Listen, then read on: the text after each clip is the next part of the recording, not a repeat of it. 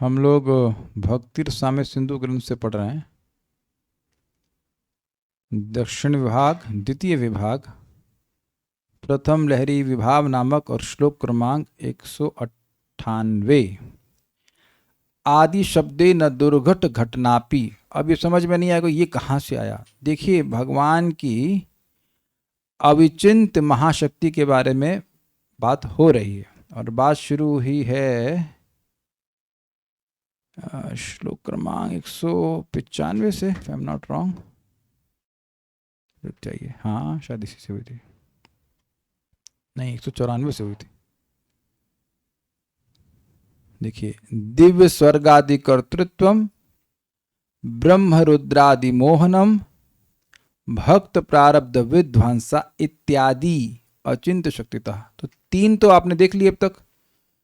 अब इत्यादि मतलब, तो इत्यादि मतलब दुर्घट घटना, जो चीज संभव नहीं है उसको घटना करने की अचिंत्य शक्ति। यानी 3 पॉइंट नहीं 4 पॉइंट थे। दिव्य स्वर्ग आदि कर्तृत्व पहला था, ब्रह्मरुद्रादि मोहनम और भक्त प्रारब्ध विध्वंस, इनके बारे में चर्चा हो चुकी है। अब यहाँ पे इत्यादि भी तो है, एक्सेट्रा भी तो। इत्यादि मतलब क्या हुआ, तो इत्यादि जो फोर्थ कैटेगरी है वो यहाँ पर हम लोग सुनने वाले हैं 198 में। इत्यादि के आदि शब्द न दुर्घट घटनापि। आदि शब्द का मतलब है कि जो दुर्घट है, जो कि संभव नहीं है, उसको भी भगवान घटमान कर देते हैं, घट्यमान कर देते हैं, मतलब घटित कर देते हैं। ही मेक्स इम्पॉसिबल पॉसिबल, ये कहना चाहते हैं। तो ये मना शिक्षा का श्लोक नहीं है, खाली मुझे याद दिलाने के लिए कि मना शिक्षा के मीटर में गाना है। ओके, इट्स नॉट फ्रॉम मना शिक्षा। ये सुखदेव गोस्वामी का वचन है, लेकिन ये नहीं बताया गया कि कहाँ से है। भागवतम से तो नहीं, मैंने भागवत में ढूंढने का प्रयास किया, ये नहीं समझ आया, लेकिन कौन से ग्रंथ से नहीं पता, लेकिन सुखदेव गोस्वामी बोले हैं। तो मेरे पीछे बोलिए। अपि जनि परिहीनः सूनुराभिर्भर्तुर्। अपि जनि परिहीनः सूनुराभिर्भर्तुर्। भर्तुर उसका रॉ भी लगा दीजिए, आधा हल्का सा रा लगा दीजिएगा। अपि जनि परिहीनः सूनुराभिर्भर्तुर्। अपि जनि परिहीनः सूनुराभिर्भर्तुर्। विभुरपि भुज युग्मोत् संग पर्याप्त मूर्ति। विभुरपि भुज युग्मोत् संग पर्याप्त मूर्ति। प्रकटित बहुरूपोऽप्येक रूपः प्रभु मे। प्रकटित बहुरूपोऽप्येक रूपः प्रभु मे। धियमयमविचिन्त्यानन्त शक्तिर्धिनोति। धियमयमविचिन्त्यानन्त शक्तिर्धिनोति। धुनोतु कहाँ से हो गया? आपने अपना श्लोक बोल रहे हैं, धुनोतु लिखा है इसमें, तेलुगु धुनोतु हो गया, धिनोति है। अपि जनि परिहीनः सूनुराभिर्भर्तुर्। अपि जनि परिहीनः सूनुराभिर्भर्तुर्। विभुरपि भुज युग्मोत् संग पर्याप्त मूर्ति। विभुरपि भुज युग्मोत् संग पर्याप्त मूर्ति। प्रकटित बहुरूपोऽप्येक रूपः प्रभु मे। प्रकटित बहुरूपोऽप्येक रूपः प्रभु मे। धियमयमविचिन्त्यानन्त शक्तिर्धिनोति। धियमयमविचिन्त्यानन्त शक्तिर्धिनोति। अपि जनि परिहीनः सूनुराभिर्भर्तुर्। अपि जनि परिहीनः सूनुराभिर्भर्तुर्। विभुरपि भुज युग्मोत् संग पर्याप्त मूर्तिः। विभुरपि भुज युग्मोत् संग पर्याप्त मूर्तिः। प्रकटित बहुरूपोऽप्येक रूपः प्रभु मे। प्रकटित बहुरूपोऽप्येक रूपः प्रभु मे। धियमयमविचिन्त्यानन्त शक्तिर्धिनोति। धियमयमविचिन्त्यानन्त शक्तिर्धिनोति। दुर्घट घटना को घटित करने की अचिंत सामर्थ्य भी श्री कृष्ण में है। उसका उदाहरण इस प्रकार कहा गया है, जन्म रहित होने पर भी श्री कृष्ण आभीर राज मतलब गोपराज श्री नंद के पुत्र होकर प्रकटित होते हैं। क्या दिक्कत है इसमें? दो बिल्कुल विपरीत बातें एक साथ हो रही हैं। जो अजन्मा है, जिनका जन्म है ही नहीं, उनका जन्म हो रहा है। जैसे कहें कि जीरो की कोई वैल्यू ही नहीं है, स्पष्ट है, लेकिन जीरो की इनफाइनाइट वैल्यू कर दी जाए, जिसकी कोई वैल्यू ही नहीं है उसकी एक वैल्यू करना भी मुश्किल है, असंभव है कि नहीं? Is zero is equals to 1। Niharika और चौधरी माता जी, आपको समझ में आ रहा है मैथमेटिक्स ये? Can zero be equals to 1? नहीं हो सकता। तो भगवान का जन्म क्या है? जीरो है, मतलब जन्म होता ही नहीं है उनका, अजन्मा है, लेकिन फिर भी जन्म ले रहे हैं। तो ये दुर्घट घटना वाला बात समझ में आ रही है आपको? हम लोग सुनते रहते भगवान के बारे में तो इसलिए हमको कुछ लगता नहीं है, लेकिन जिनका जन्म होता ही नहीं है उनका जन्म हो रहा है। जिनका जन्म हो ही नहीं सकता, ये दुर्घट हुआ। दुर्घटना मतलब वाला मत लीजिए, दुर्घटना मतलब बुरी घटना, दुर्घट मतलब जिसको घटित होना मुश्किल है, असंभव कह लीजिए। तो अजन्मा है, भगवान अजन्मा है, लेकिन फिर भी जन्म लेते हैं। एक, सर्वव्यापक होकर भी वे दोनों भुजाओं के बीच गोदी में समा जाने वाली मूर्ति धारण करते हैं। चलिए ट्राई कीजिए, आकाश को समेटिए अपने आकाश अपनी गोदी में, ट्राई कीजिए काले कृष्ण प्रभु। तो चलिए ये छोड़ दीजिए, ये भाई बोतल में तो पानी पी ही रही हैं निशा माता जी, सागर को भी भर लेंगे अपनी बोतल में। तो ये कह देते हैं कि गागर में सागर भर लिया, वो दूसरी बात होती है। वो किस सेंस में कि बहुत बड़ी बात को संक्षेप में कह दिया, लेकिन क्या वाकई गागर में सागर भर सकते हैं? तो जो सर्वव्यापक हैं, हर जगह हैं, तो वो तो उनकी कोई सीमा नहीं है। जिनकी कोई सीमा नहीं है वो सीमा में कैसे आ गया? भाई माता यशोदा अपने अखबार बोलते ना, ऐसे एक तो होता है गोद में लेना, और दूसरा होता है ऐसे उठाना बच्चों को अपने हाथ, अपने कोक नहीं कह सकते, हाथ की गोद में। दो प्रकार की गोद है। एक गोद होती है साहब बैठी है माँ या पिताजी बैठे हैं और गोद इन सेंस पैरों पर बच्चा बैठा हुआ है, और दूसरा गोद होती है हाथ से पकड़ते हैं। अरे ऐसा समझ रहे बच्चा नहीं है आपका, शक्ति को उठाए नहीं कभी आप, ऐसे करके नहीं उठाए, तो मैं ऐसे कैसे सोच रहे हैं, समझ में नहीं आ रहा है, कैसे बाप हैं आप? सो यू अंडरस्टैंड दिस कि दिस इज कॉल्ड गोदी ऑफ हैंड्स। तो अगर मान लीजिए बच्चे को ऐसे उठाया है, तो ये जो बीच में गैप आया, मतलब मान लीजिए ये 1 फीट का हाथ है, ये 1 फीट का है, 1.5 मान लीजिए, तो इतना पेरीमीटर हो गया कि नहीं? तो जो अनंत है, जिसकी सीमा नहीं है, वो ऐसा स्वरूप धारण कर लेते हैं जो गोदी में समा जाए, भुजाओं की गोदी में। ध्यान दीजिएगा, भुजाओं की गोदी में, मतलब गोदी, उनकी जो भुजाएं हैं उनको लिमिट कर दी हैं। आकाश का साइज बताओ, जल्दी से बताओ वेदवादिनी, आकाश का साइज असीमित बता दिए ने, वेरी गुड। अब आकाश को आप अपने हाथ में अटा सकती हैं, लिमिट नहीं हो सकता, लेकिन भगवान कर दे रहे हैं ऐसा। तो ये भी दूसरी दुर्घटना थी, मतलब दुर्घटना जो घटना और घटित हो रही है, ठीक है। उसके बाद कहते हैं अनेक स्वरूप धारण करते हैं, लेकिन अनेक स्वरूप धारण करने पर भी वे सदा एक रूप या अद्वय हैं। ये बहुत मजेदार बात है, this is very very complicated. जीव विभिन्न प्रकार के शरीरों को धारण करता है। मैं पिछले जन्म में मान लीजिए कुत्ता था, बिल्ली था, जो कुछ भी सियार था, वी हैव नो आइडिया, वो शरीर अलग है, ये शरीर अलग है। मैं विभिन्न रूपों को धारण करता हूं, लेकिन एक ही समय में नहीं। बचपन का आप कुछ लोग अपना फोटो देखते हुए वेदवादिनी घर जाते तो इनका पुराना फोटो है, उसमें उनका 68 था, कितना 68, अभी 50 है। 18 किलो में कितनी शक्ल चेंज हो जाती है, इनका फोटो देखिएगा घर जाके। पहचान में नहीं आता। इतना वेरिएशन मेरा जीवन में नहीं हुआ। मैक्सिमम 84 था, 78, 7-8 किलो कम हुआ हमारा। फिर भी लोग कहते हैं बड़ा कम हो गया, बड़ा कम हो गया। लेकिन अगर किसी को ऐसा देखेंगे ना, किसी को हुआ है आप लोग संग ऐसा कि एकदम कम हुआ 18-20 किलो, तो वो व्यक्ति ही पहचान में नहीं आता है। लेकिन आप ये बताइए कि इस समय आपका वही रूप है जो आज लेट से 8 साल पहले था, जो भी समय। तो हम लोग, या जैसे भी अनंत प्रभु हमारे सामने है, तो अब ये 40 साल में, चाचा की 40 के तो नहीं हुए आप, हो गए नहीं 35 के, 35 साल में आप कैसे लगोगे आप बताओ? You don't know. तो हम लोग बचपन का रूप प्रस्तुत करते हैं बचपन में, और बुढ़ापे का रूप प्रस्तुत करते हैं बुढ़ापे में। ये बहुत सिंपल सी बात बोल रहा हूँ, लेकिन एक ही टाइम में अनेक रूप नहीं प्रस्तुत कर सकते। ये समझ में आया आपको?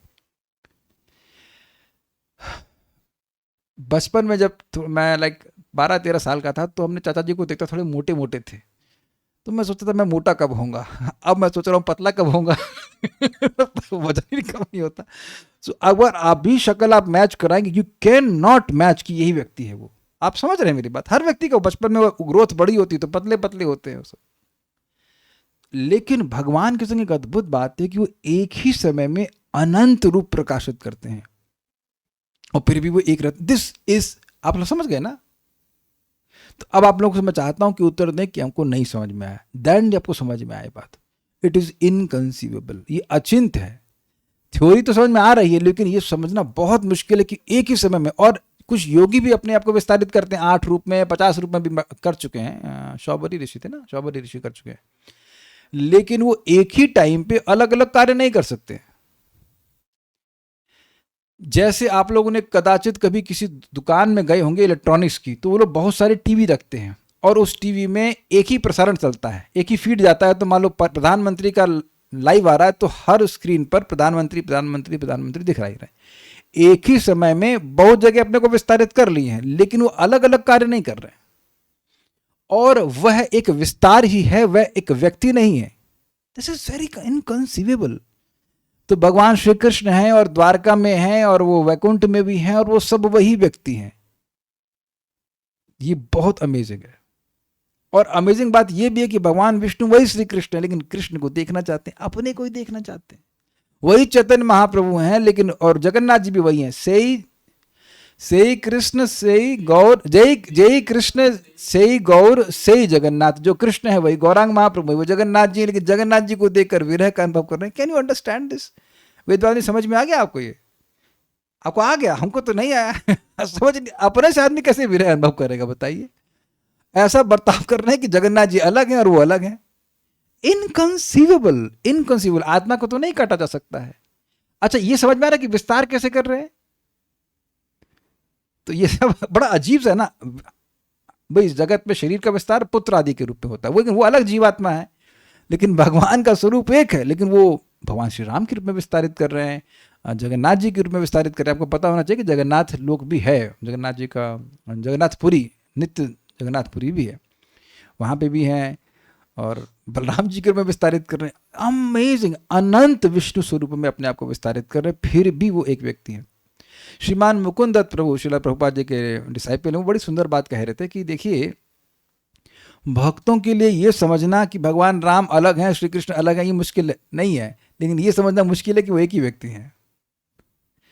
ये समझ में आता है ना, भगवान राम की अलग लीला चल रही है, कृष्ण की अलग लीला चल रही है, वरादेव की अलग लीला चल रही है, तो आसान है समझ में आना, लेकिन ये समझना मुश्किल है कि वो एक ही व्यक्ति है।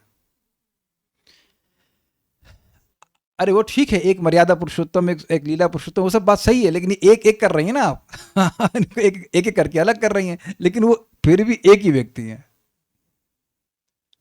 इसीलिए तो भगवान राम ने जब ग्वालों को देखा तो मुस्कुराने लगे कि अगली लीला मेरी जो है वो ग्वाले की होगी।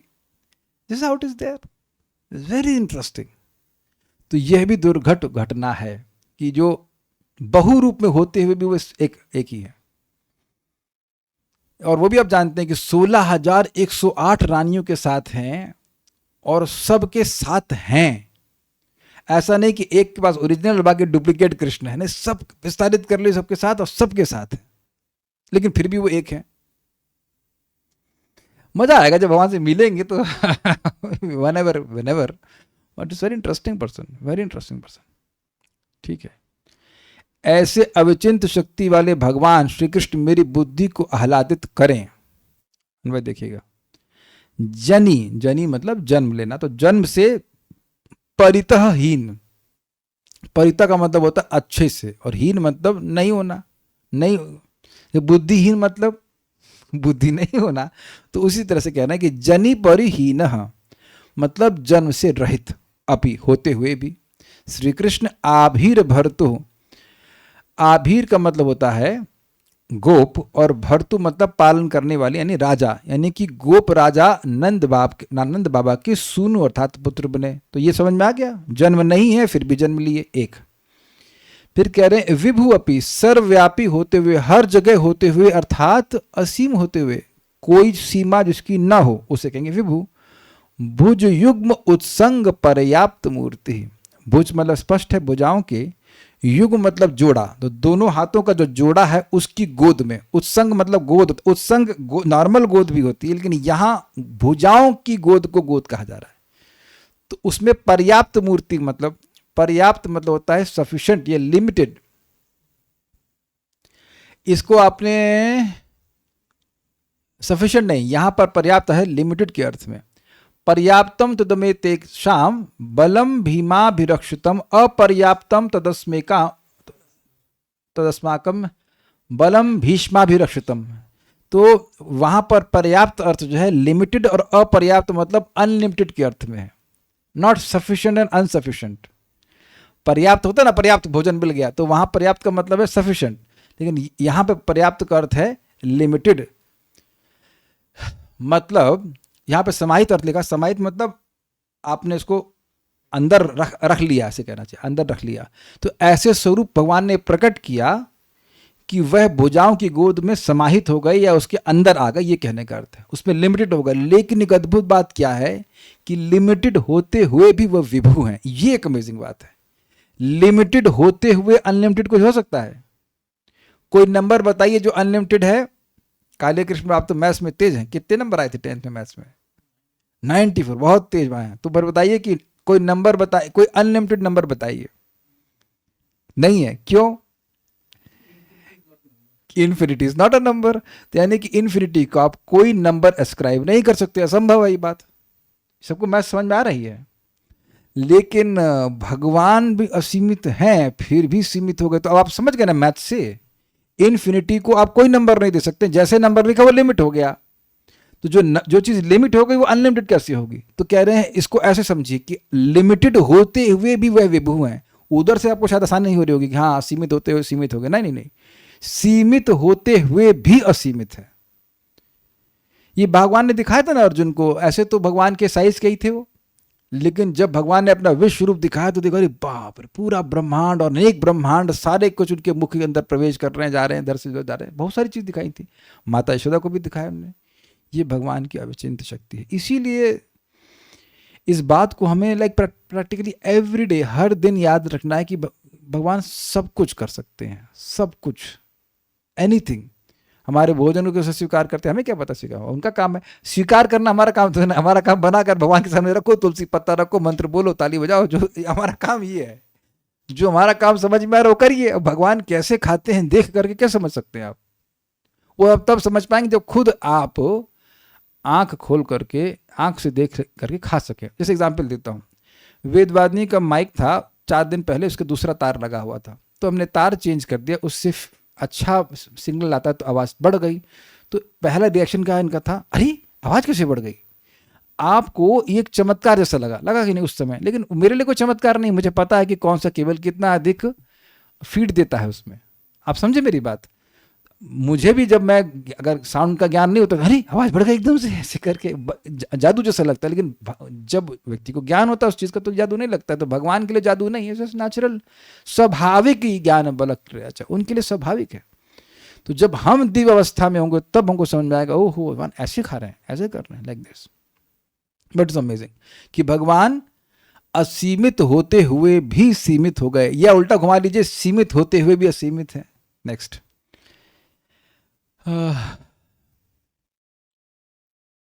बहुरूप यानी अनेक रूप वाले अभी होते हुए भी एक ही रूप वाले हैं। ये तो आ रहा है समझ में? अनंत शक्ति अनंत शक्ति वाले अयम प्रभु, ये प्रभु मैं धियम अविचिंत धुनोती, मैं मेरी बुद्धि को अचिंतनीय रूप से आह्लादित करें। धुनोती नहीं है, धुनोती मतलब आनंदित करें। ठीक है,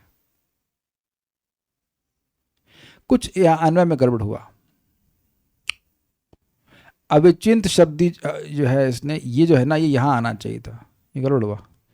अनंत अविचिंत शक्ति वाले यह प्रभु मेरी बुद्धि को आह्लादित करें।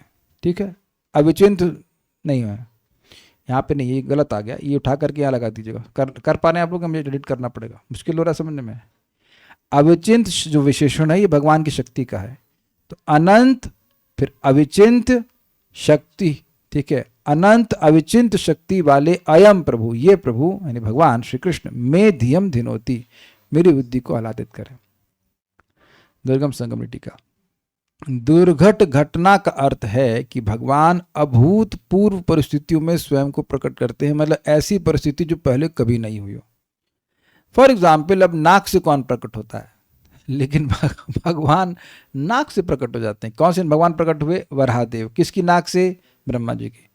खंबे से कौन प्रकट होता है? खंबे का तो एड्रेस देते हैं कि मेट्रो के इस नंबर पिलर के पास हमारा घर है, लेकिन वहां से बाप का नाम तो नहीं था कि इस मेट्रो के पिलर से हम प्रकट हुए। तो पिलर से प्रकट होने का काम भगवान करते हैं, यह अभूतपूर्व है। या मछली के रूप में प्रकट हो जाएंगे, बोलने लग जाएगी मछली वो, जिन्हें दर्शक के लिए समझना कठिन होता है। ये सुखदेव गोस्वामी का कथन है। ये सब श्लोक बोले हैं, सुखदेव गोस्वामी बोले, कहाँ बोले हमको नहीं पता, यहाँ बोले हैं, कह सकते रूप गोस्वामी जी कोट कर रहे हैं, कहाँ हमको नहीं पता। अब उसके प्रमाण दे रहे हैं एक एक गुण के। अपि जनि परिहीना, कि भगवान जन्म रहित होते हुए भी जन्म लेते हैं, उसका प्रमाण श्रीमद् भागवतम से श्रीला जीव गोस्वामी जी दे रहे हैं। उद्धव वर्णन करते हैं कि कृष्ण किस प्रकार अजन्मा है। मेरे पीछे बोलिए। स्वशांत रूपेषु इतरः स्वरूपैर्, स्वशांत रूपेषु इतरः स्वरूपैर्, अभ्यर्धमानेषु अनुकंपितात्मा, अभ्यर्थमानेषु अनुकंपितात्मा, परावरेषु महदंशयुक्तो, परावरेषो महदंशयुक्तो, यजोपि जातो भगवान यथाग्निः, यजोपि जातो भगवान यथाग्निः। यहां से समझ लीजिएगा, ही अजोपि जातो, अजोपि अज होते हुए भी, जातः वह प्रकट होते हैं। तो ये प्रमाण भौतिक सृष्टियों के सर्व दयालु नियंता भगवान अजन्मा है, किंतु जब उनके शांत भक्तों तथा भौतिक गुणों वाले व्यक्तियों के बीच संघर्ष होता है तो वे महतत्व के साथ उसी तरह जन्म लेते हैं जिस तरह अग्नि उत्पन्न होती है। श्रीमद् भागवतम 3.2.15। तो मेन बात यहाँ पे क्या बता रहे हैं, क्या प्रमाण है कि भगवान अजन्मा होते हुए भी जन्म लेते हैं। पूरे श्लोक की व्याख्या हम इसलिए नहीं कर रहे हैं क्योंकि यहाँ उसकी कोई और ज़रूरत नहीं है, वो आप हम लोग पहले भी पढ़ ही चुके हैं इसको, आप वहाँ देख सकते हैं अगर देखना चाहेंगे। उस मेन पॉइंट हम बोल रहे हैं कि भगवान अजन्मा होते हुए जन्म लेते हैं। सूनु आभीर भर्तु, आभीर भर्तु मतलब गोपराज नंद बाबा के वह बेटे बनते हैं, तो उसका प्रमाण दे रहे हैं 10th घंटों से। गर्गाचार्य कृष्ण को ग्वालों के नायक यानी कि नंद बाबा के पुत्र के रूप में वर्णन करते हैं। गर्गाचार्य भगवान कृष्ण के नामकरण के लिए आए थे नंद महाराज के पास में, और उनको भेजा था वसुदेव जी ने कि नामकरण करके आइए। तो वहां वह बोलते हैं, मेरे पीछे बोली, प्रागयम वासुदेवस्य, प्रागयम वासुदेवस्य, चिज्जातस्तवात्मजः, चिज्जातस्तवात्मजः, वासुदेव इति श्रीमान्, वासुदेव इति श्रीमान्, अभिज्ञा संप्रचक्षते, अभिज्ञः संप्रचक्षते। कई कारणों से आपका यह सुंदर पुत्र पहले कभी वसुदेव के पुत्र के रूप में प्रकट हुआ, इसलिए जो विद्वान हैं वे इस बालक को कभी कभी वसुदेव कहते हैं। श्रीमद् भागवत 10.8.14। तो यहाँ पर क्या प्रमाण आ रहा है, आपका यह सुंदर पुत्र तब आत्मजः, ये दिख रहा है आपको, आपका बेटा। तो यहाँ पे गर्गाचार्य प्रमाणित कर रहे हैं कि श्री कृष्ण नंद महाराज के बेटे हैं। अब इसमें बड़ी सुंदर सुंदर बातें हैं। इस पर आचार्यों ने इस श्लोक को कोट करते हुए प्रमाण दिया है कि इसका मतलब है कि श्री कृष्ण नंद महाराज के भी बेटे हैं। भी मतलब श्री कृष्ण जो गोलोक विहारी हैं वो नंद महाराज के ही बेटे हैं, और वो माता यशोदा के गर्भ से प्रकट भी हुए थे, और साथ साथ एक लड़की भी प्रकट हुई थी, सुभद्रा नहीं, लड़की भी प्रकट हुई थी। उस लड़की को लेके गए थे वसुदेव जी वापस कारागृह में, और जिन कृष्ण को लेके आए थे जो कि माता देवकी के द्वारा प्रकट हुए हैं, वो इन कृष्ण में समाहित हो गए थे। It's easy for Krishna to absorb himself. 1 - 1 is equals to 1 and 1 + 1 is equals to 1. तो one Krishna merge into one Krishna and then became one Krishna. समझ आ गया? कितने तेज हैं आप लोग। Simple mathematics, 1 + 1 = 1, 1 - 1 = 1। अच्छा, एक बात तो ये तो सिर्फ प्रकट हो रहा है, ये प्रकट प्रमाण है कि ये बेटे हैं। अच्छा, एक और मजेदार बात है कि जब बोले कि पहले भी ये वसुदेव के बेटे हुए थे, वासुदेव की वसुदेव, ये वासुदेव क्यों आ रहा है यहाँ पर? श्लोक देखिएगा जरा, इसमें जरा संस्कृत ठीक है क्या? प्रागयम वसुदेवस्य होना चाहिए ना, वासुदेव क्यों आ रहा है? कुछ स्पेलिंग मिस्टेक हो गई है, आकार नहीं है वो, गलत है, वो थोड़ी मिस्टेक हो गई है, वसुदेव होना चाहिए, वसुदेवस्य। तो अब नंद महाराज सोच रहे हैं, गर्गाचार्य का आशय क्या है कि अरे कुछ समय पहले ये वसुदेव जी के यहाँ जन्म लिया था, अब आपके यहाँ पे आया। लेकिन नंद बाबा सोच रहे हैं, अरे वाह कितना सुंदर बात है, जन्म जन्मांतर इस बच्चे का हमारे परिवार से संबंध है। भाई इस जन्म में तो हमारे बच्चा बना, पिछले जन्म में वसुदेव जी का पुत्र रहा होगा। तो इस तरह से नंद बाबा सोच रहे हैं कि बेटे इस बच्चे का कितना सुंदर भाग्य है कि हमारे परिवार से जन्म जन्मांतर जुड़ा हुआ है, ऐसे करके। That everyone understand as per understand intelligence.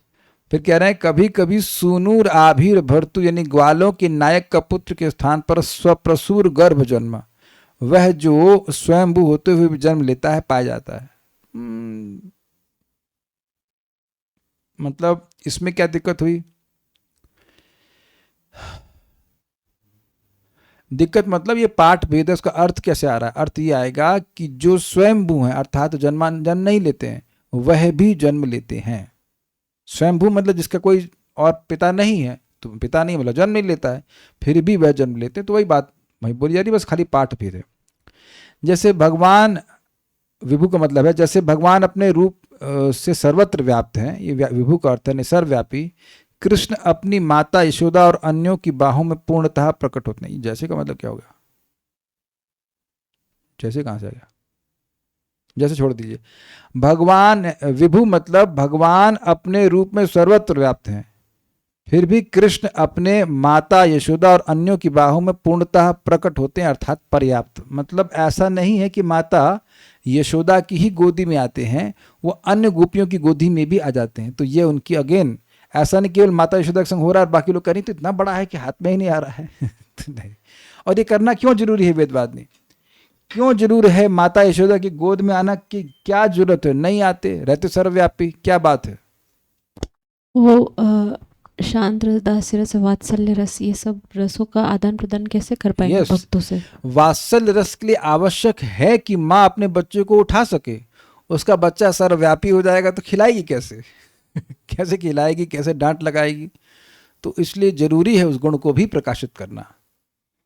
इसीलिए यहाँ पे उसका प्रमाण दे रहे हैं। अब ना चांतर ना बहिर्यस्य, न चांतर न बहिर्यस्य, न पूर्वम नापि चापरम, न पूर्वम नापि चापरम, अपूर्वापरम बहिश्चांतर, अपूर्वापरम बहिश्चांतर, जगतो यो जगच्चयः, जगतो यो जगच्चयः। भगवान का न कोई आरंभ है न अंत, न बाहर है न भीतर, न आगे है न पीछे। दूसरे शब्दों में वे सर्वव्यापी हैं। ये प्रमाण दी जा रहा है क्योंकि वे काल के प्रभाव में नहीं हैं। उनके लिए भूत, वर्तमान और भविष्य में कोई अंतर नहीं है। वे सदा अपने दिव्य स्वरूप में विद्यमान रहते हैं। श्रीमद् भागवतम 10:9-13। तो इससे क्या सूचित हो रहा है? भगवान सर्वव्यापी हैं। और ये 9वां अध्याय किस में है? वही है ना, कृष्णा शोज यूनिवर्सल फॉर्म। तो उसी के केस में यहाँ पे बात आ रही है कि भगवान ने कैसे अपना विश्व रूप अपने मुख में दिखाया। तो वहीं पे बात प्रमाणित हो रही है कि इससे कोई आश्चर्य की बात नहीं। भगवान के लिए सब कुछ mother Yashoda binds Lord Krishna.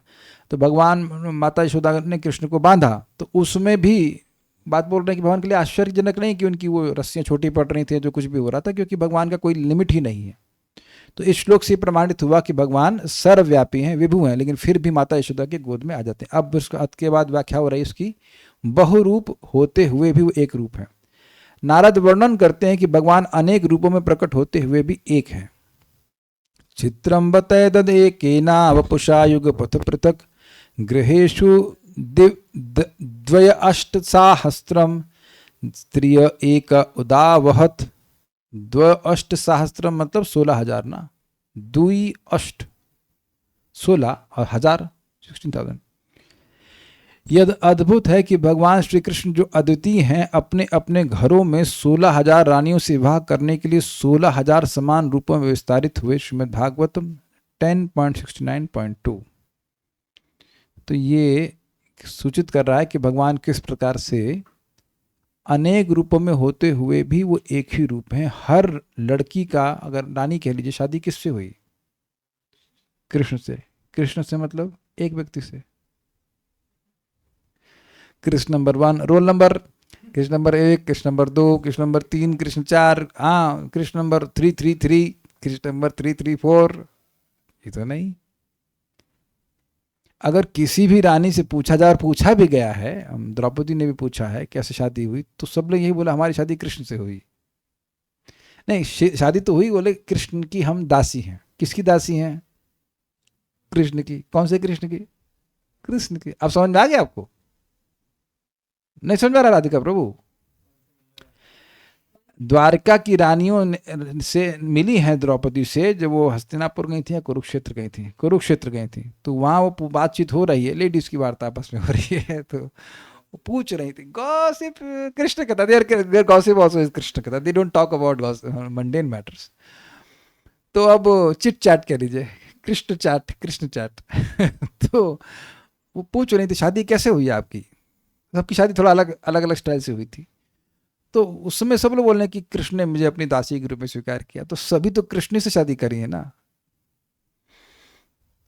Krishna का, राम का क्या होगा? कृष्ण के साथ शादी हुई, तो कौन सा रूप चलेगा अभी याद नहीं आ रहा कौन सा रूप। कृष्ण के साथ, कृष्ण ना, नहीं जो भी हो, बहुवचन का प्रयोग नहीं होगा। हम सबकी शादी कृष्णों के संग हुई। ये तो नहीं बोल रहे हैं कोई कृष्ण की संग शादी हुई। तो एक ही व्यक्ति, उनका एक्सपीरियंस तो यही ना कि एक ही व्यक्ति से हुई। और मजेदार बात और भी है, रुक्मिणी की शादी किसके संग हुई? कृष्ण के संग हुई। लेकिन कहाँ हुई? कहेंगे द्वारका में हुई। किसके घर में हुई? सबके घर में हुई। क्या बार बार हुई? नहीं, एक ही बार हुई। शादी तो एक ही बार होती है, दोबारा थोड़ा ना होती है कि बार बार शादी हो रही है। एक ही समय में शादी हुई रुक्मिणी देवी की, और हर घर में शादी हुई, और हर व्यक्ति हर घर में आया। कैसे हुआ? This is inconceivable. पांडव भी आ रहे हैं भाई, सब पहली शादी हो रही है, सब कैसे नहीं आएंगे? बुआ आएंगी। तो बुआ जी हर जगह जा रही हैं। बुआ जी ने भी एक्सपेंड कर रखा है। सबके घर में हुई। ये कौन से चैप्टर में लिखा है? भागवतम के 25वें स्कंद के पहले अध्याय में लिखा हुआ है। आप कृपया रुक्मणी मंगलम कथा सुनिएगा, वहां पे है। बाकी हमने टीका में भी देखा था उसको। अब अभी तुरंत कैसे हम, मैरिज जब रुक्मणी है, लेकिन उसको टीका में देखना पड़ेगा। चक्रवर्ती पास समझाते हैं वहां पर उसको स्पष्ट। तो महाराज ने उसको बड़ा सुंदर से समझाया कि हर हर घर में शादी हुई, हर व्यक्ति हर घर में आया। रुक्मणी मंगलम महाराज का प्रवचन सुन लीजिएगा उसको आप, बड़ा मजेदार, वो बहुत मजेदार है। बहुत, दिस रियली फनी। महाराज खूब जोक मारते हैं, बहुत जोक मारते हैं, रियली वेरी फनी। तो ये सब भगवान की अचिंत्य शक्ति। और यहाँ भी भगवान हमारे घर में भी हैं, और आपके घर में भगवान नहीं है। किसके घर में भगवान नहीं? हाथ खड़ा करो। किसके घर में नहीं? देखें यहाँ पे सबके घर में है। किसने भगवान को भोग नहीं लगाया सुबह से? कौन आलसी? इधर देखिए, गृहस्थों को तो देखें भाई, जो अकेले रह रहे हैं उनका तो कोई बात नहीं। हाँ, तो सबके घर में लग गया ना। तो सबके यहाँ एक साथ खा रहे हैं कि नहीं खा रहे हैं? और आप माता जी लोग, जब आप लोग क्या थे, कन्या खाने जाती थी तो अब एक क्या खा ली, तो अगले के कैसे खाएंगे? लेकिन यहाँ देखो ठाकुर जी बोलते हैं कि अरे भैया वहां खा लिए चना पुआ, आप तुम्हारे घर में नहीं खाएंगे। नहीं, सब जगह खा रहे हैं। खा रहे हैं कि नहीं एक ही साथ? अच्छा, आप में से कितने लोगों ने कृष्ण को भोग नहीं लगाया? क्या प्रश्न है?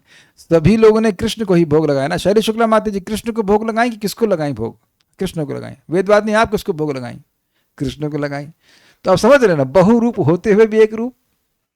अब तो क्लियर हो गया। आप शालिग्राम को भोग लगाए ना, तो वो तो अलग हुए ना भगवान। वही गिरा शालिग्राम, वही एक। So this is amazing. भगवान ऐसा करते हैं। 15 मिनट है, ये तो श्लोक तो बड़ा लंबा है, इसको कल पढ़ाएंगे। जल्दीबाजी में पढ़ाने में मज़ा नहीं आता, ये नहीं ये तो बहुत लंबा है और ये शाम को तो रिवीजन कराना है। तो कुछ भगवान के गुणों पे आपने विचार किया, मैं रुकते हैं। कोई प्रश्न तो मेरे ख्याल से नहीं होगा, नहीं है, फुल स्टॉप फिर ना। श्री भक्ति स्वामी सिंधु की जय, श्री प्रभुपाद की जय, निताई गौर प्रेमानंदे।